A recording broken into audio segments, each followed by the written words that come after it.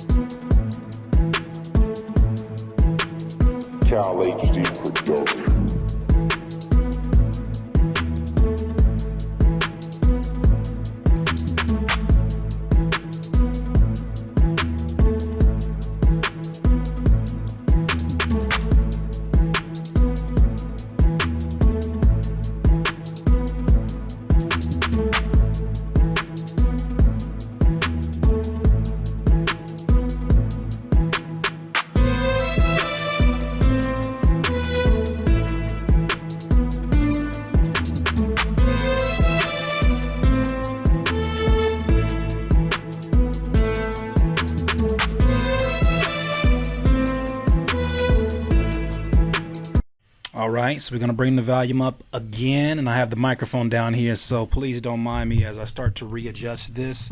So the name of the beat is called 10, I believe. And initially, here's what I kind of got from my critique list, is that within the first 20 seconds, I was able to establish a mood. The mood sounded very dark. Of course, it's a trap beat, very dark and moody, and something that I figured somebody would have a very serious topic when rapping over. So there's a lot of artists who would love to use this as an open platform for them to basically get those stories off. So there is a mood. When it comes to who can I picture on this, that was a bit difficult for me because, I mean, I could say 1,000,001 people, but who does it really evoke the emotion of? And the first person I thought of was like an Eminem possibly. And I would love to hear if you guys have any feedback on that as well.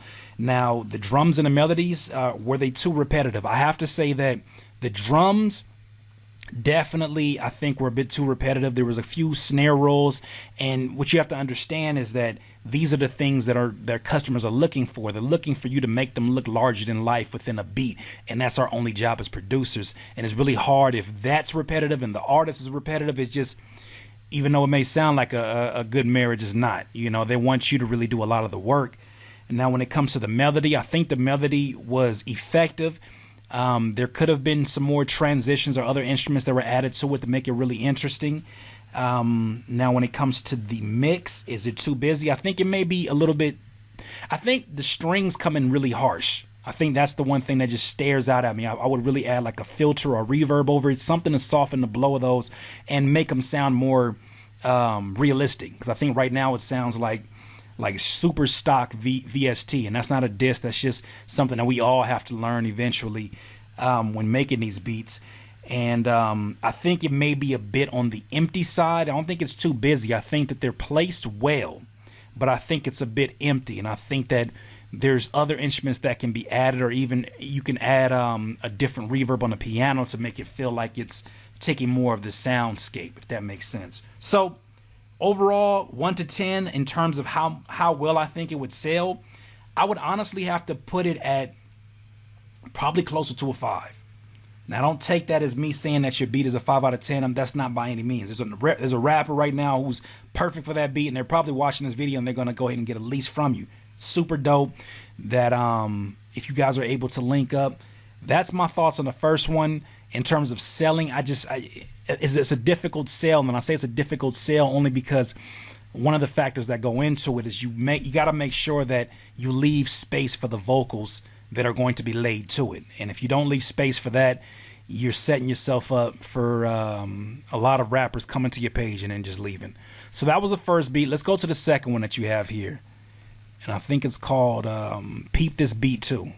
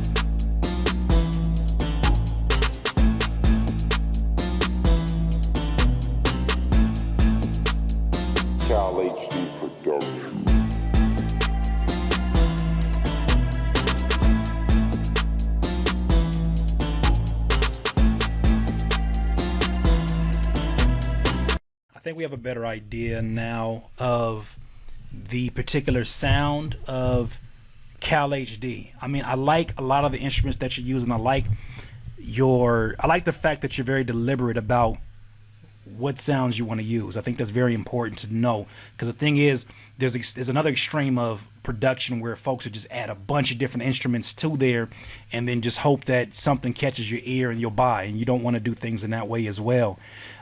So let's go ahead and go down the criteria list and let's go ahead and break it down. I think first, within the 20 seconds, is there a mood? I think this is another dark beat.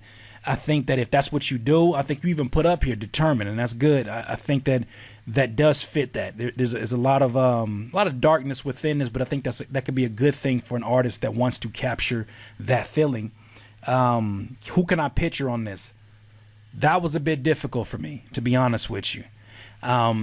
I would say with the choirs in the background, one could argue or make an argument maybe for a Big Sean. That's kind of a stretch.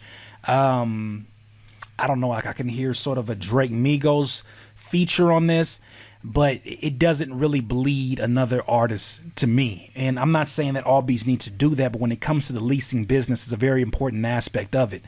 Now, when it comes to the drums and the melodies, I feel like we're kind of dealing with some of the same difficulties, or you're going to face some of the same challenges that you had with the first beat that we played, which was 10, and that the drums do become a bit repetitive.